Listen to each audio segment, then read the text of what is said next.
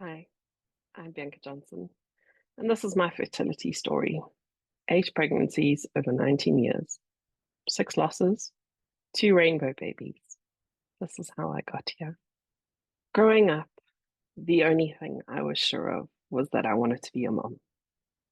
I have photographs from when I was a child of me lying in my bed with every doll that I owned lined up neatly next to me on the pillow, fast asleep with my arm over all my babies. The only thing I knew for sure that I wanted to be was a mom. I had dreams from even in my teens of by 25, I was going to be married with 2 kids, living in a house with a beautiful garden, and I was going to have up to 6 or 8 kids. I was so convinced I was going to have an entire soccer team. Life went a little differently. I traveled straight out of university. So I went to high school, went to university, started traveling, traveled fairly extensively for the next 8 years or so. And while I was in London, I fell pregnant, which was an unplanned pregnancy. It was the wrong place, the wrong time. I knew that it was a pregnancy that I needed to end, but I couldn't quite make the decision until it was right at the end. And so at 12 weeks, I terminated my very first pregnancy. I was in London, and the year was 2000. I was 23. Years later, I named that baby Atrayu, which was a name that I'd always wanted to use for one of my children. I continued to travel. I worked as a travel agent, came back to South Africa, settled down for a little bit. And in 2009, I met my husband, my now husband. At the time, he was just my boyfriend. Well, actually, first, he was just a name on a screen because we started dating online. And we fell in love and got married in August 2012. In October of 2012, I saw those 2 beautiful pink lines and realized that I was pregnant. And I was so excited. I worked in a mall at the time and I went up to the doctor to confirm the pregnancy. And as I was walking back to the office, I had my first twinge of a cramp. I was on the phone to my sister, letting her know that I just had the confirmation. I went into the bathroom before I went back to the office and I noticed spotting. As the afternoon wore on, the spotting got heavier, and by late that evening, the cramping had subsided. That was my first miscarriage. I was 6 weeks pregnant. It was devastating at the time, but as everyone said to me, "No, at least you know you can fall pregnant. This happens to 1 in 4 pregnancies. It's kind of run of the mill." I still remember my sister's comment was, "It's a miracle that we actually have as many successful pregnancies as we do as the human race. Apparently, the whole DNA splitting thing is pretty complicated." But it didn't negate the fact that I had lost a baby. A few months later, in February, I found out I was pregnant again. I'd been tracking my cycles religiously. We were very active at tracking, keeping track of everything. So I knew that I was pregnant at 5 weeks. Unfortunately, the same day that I took the pregnancy test, I started spotting. And within 24 hours, I had miscarried that pregnancy as well. I was 2 in a row, and that was really tough. I buckled down. I started reading online, trying to find anything that I could to find information about recurrent pregnancy loss. I started reading other lost moms' blogs, and I started my own blog writing about my experiences. And we buckled down with all of the healthcare options that I could think of. I got a chiropractor. I got a naturopath. I went for all sorts of treatments and supplements and doing all the things and eating right and following all the strictest rules. The baby making dance became purely contractual and scheduled. It wasn't terribly fun. But I fell pregnant a few months later. I was so excited, cautiously optimistic, but something about it, I felt this was the one. I felt that everything was going to be all right. I had done everything right. And then we passed 5 weeks and we passed 6 weeks and we started to have a glimmer of hope. And I still remember just after we passed the 6 week mark, Brian and I went to a fete and we found these little red and black booties. And we bought those for the baby because we felt we were past our danger zone.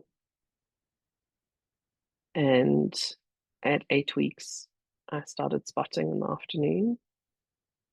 I already had an appointment with a new gynae. And so I phoned his offices and said, look, I'm spotting. And they tried to move my appointment forward, but the earliest they could get was the following morning. I had severe cramping through the night. And I went into the doctor's office in the morning, and half my uterus was already clean, and there was no pregnancy. So that was 3 miscarriages in under a year, September to May. That was really tough. I was feeling very defeated. We'd done everything we could. We had followed every rule. And I remember our gynae said to us, I want you to take 3 months off. I want you to go back to being newlyweds. Do everything you did before you started trying to get pregnant. Just relax. Take 2 months off. And then the 3rd month, you can start trying again. But really just take the 2 months off and just relax. And so we did. And we were enjoying it so much that we decided we wouldn't take a 3rd month off. And we were going to give ourselves 3 months break. And then come October, we would start trying again. And I'll never forget, it was a long weekend in September. We have a public holiday here. And I looked at my app, which I'd still been tracking, but not absolutely everything. And I looked at my app and realized I was 45 days since my last period. I was like, oh, well, oops, I guess we're pregnant. Initially, I was terrified because I had done absolutely everything right in the previous 2 pregnancies and lost the pregnancy. What was going to happen now that I was doing everything wrong? I'd been eating whatever I wanted to eat. I hadn't been taking supplements. I had been drinking. We were relaxed. We were enjoying being newlyweds. I was terrified. I saw the doctor at 7 weeks, and that appointment went well. And he tried to waylay my fears. And then we saw him at 12 weeks, and that appointment went well. But there was this constant fear that something was going to happen, the other shoe was going to drop. But that pregnancy went to term, and Carl was born in May 2014. A healthy 3.7 kg baby. He was exactly on time according to the dates that we'd set for him. 2 days late, according to the doctor. But natural birth in hospital. Though the pregnancy went pretty much textbook and his birth was pretty much textbook, there was a major level of anxiety throughout that pregnancy. And it continued into the parenting. Carl was a difficult baby. in the beginning. He's a less difficult child, but highly intelligent, which makes him sometimes a little difficult. I was excited to be a mom. I was keen to have another baby sooner than later. We'd already struggled. I was already 37. All of my pregnancies with Brian were considered geriatric pregnancies. All of the doctors were telling me I was high risk. I needed to hurry up and get it done. So we didn't do anything to stop pregnancy, but we weren't actively trying to fall pregnant either. Just before Carl's first birthday party, I found out that I was pregnant again. We were quite excited.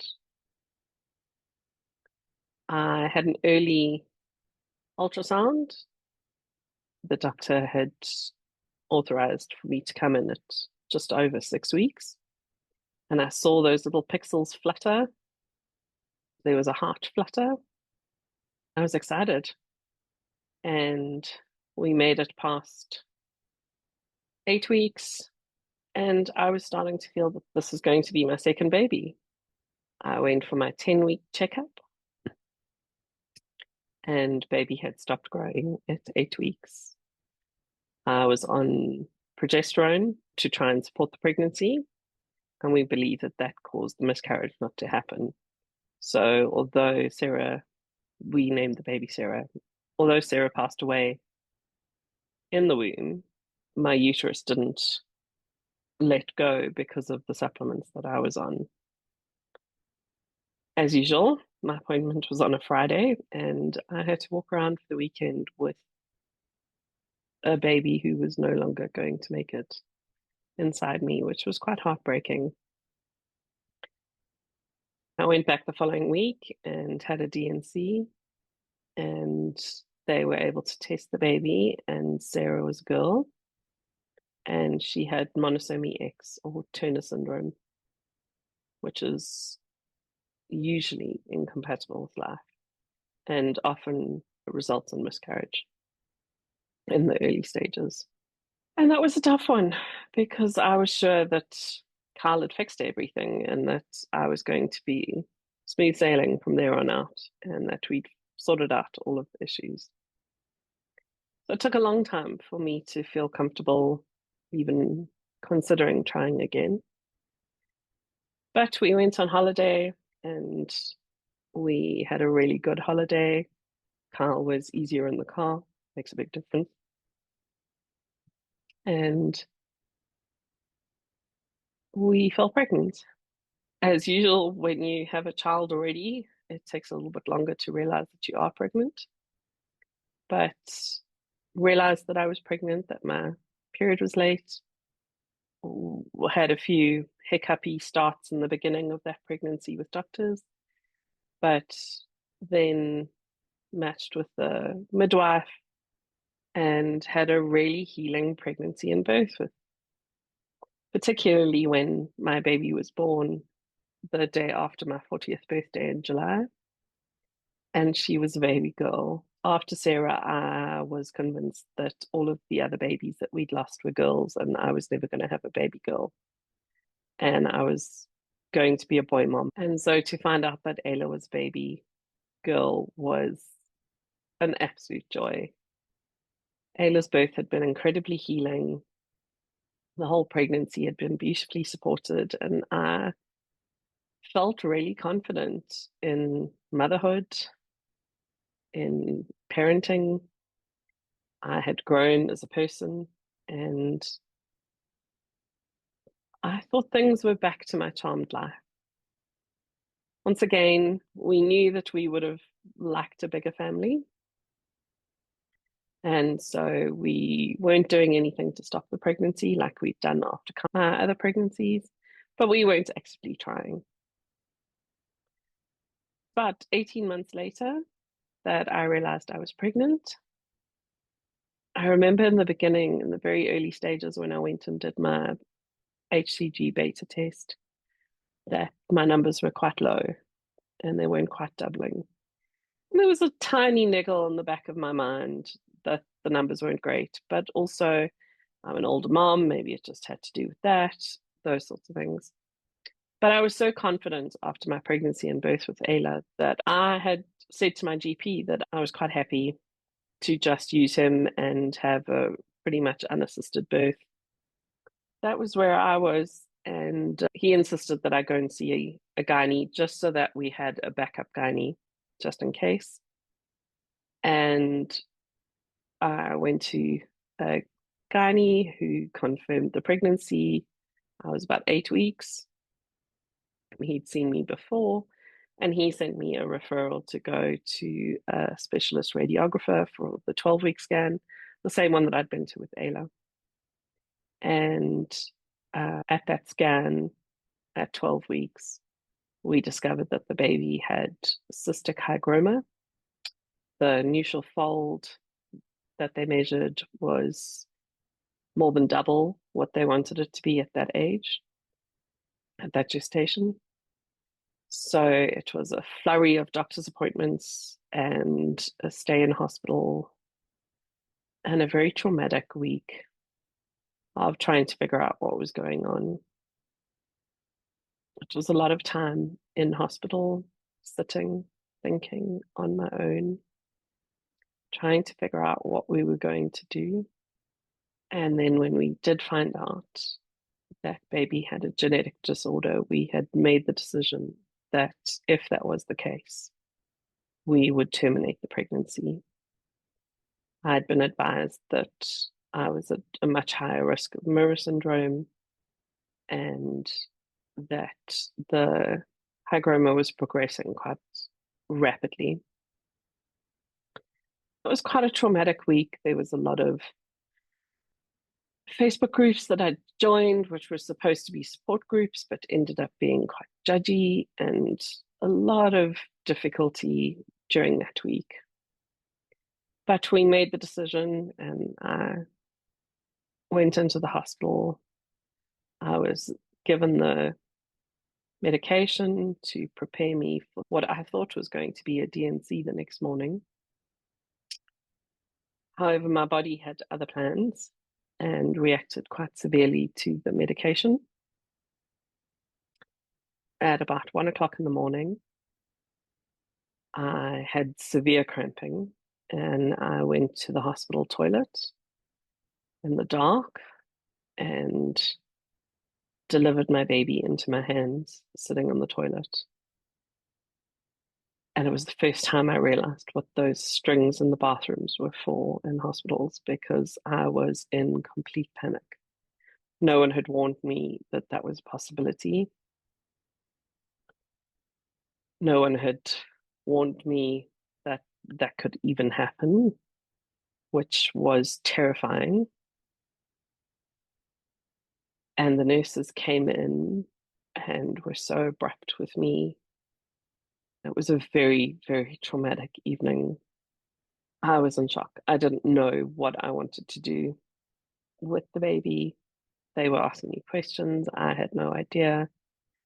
It was 1 o'clock in the morning. All of my family was asleep. No one was responding to any of my messages. I managed eventually to reach a friend on Facebook Messenger who happened to be up with her sick child. And she talked to me and helped to keep me calm. And I just remember there was no electricity and my phone battery was slowly but surely dying. And I felt like I was losing the only lifeline that I had to hold me through the deep, deep panic and anxiety and fear and shame that I was feeling in that moment. And then the sun came up and things were a little easier to stomach. But my trauma wasn't over. When I asked to see my baby, they brought him to me in the red medical waste bucket. And I was devastated. My baby was just medical waste to them. And that hurt. And I have since brought it up with the doctor, who immediately brought it up with the hospital ward. But the inhumanity that I was dealt with their nearly broken. We named that baby Bryce.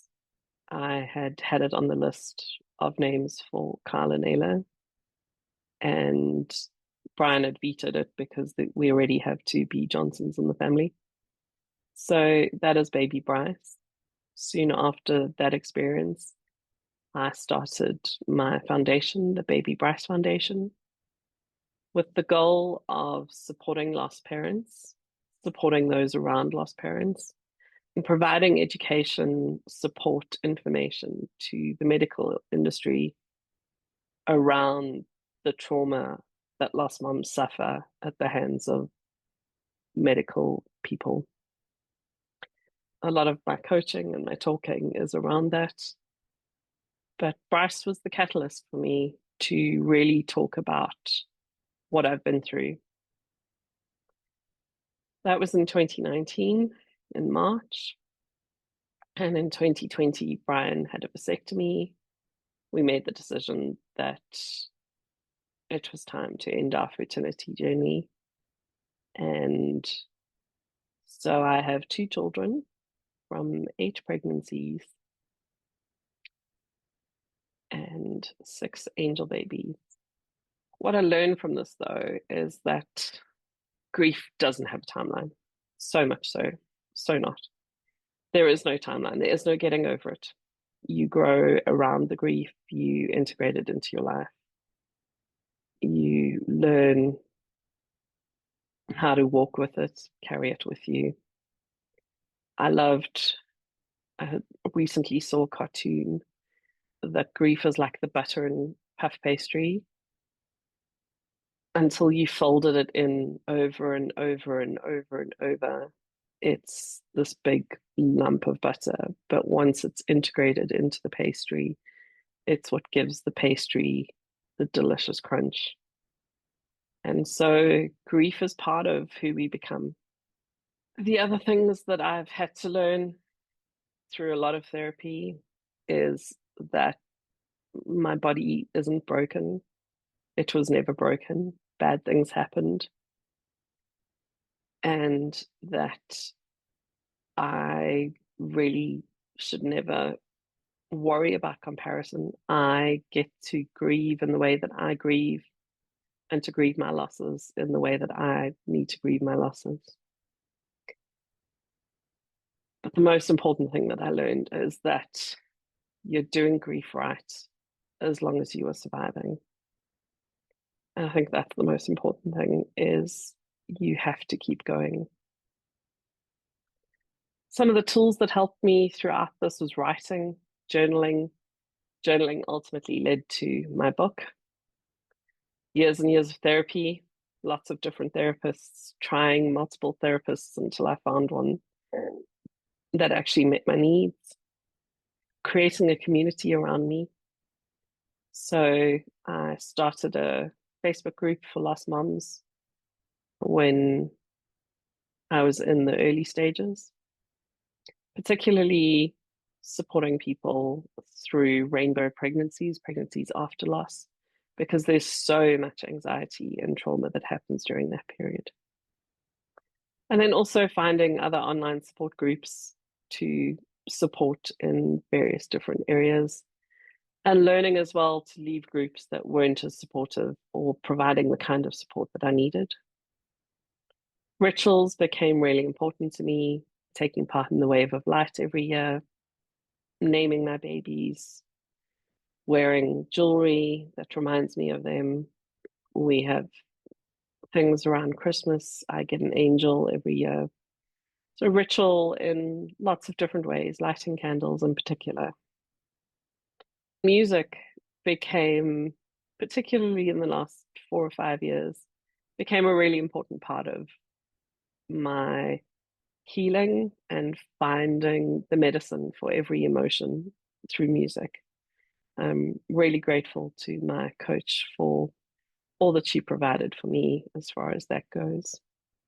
So this is why I wrote my book, All of These Lines. This is why I do the work that I do. If you've experienced pregnancy loss, whether one or many, whether recent or years ago, I need you to know that you are not alone. Your grief is valid.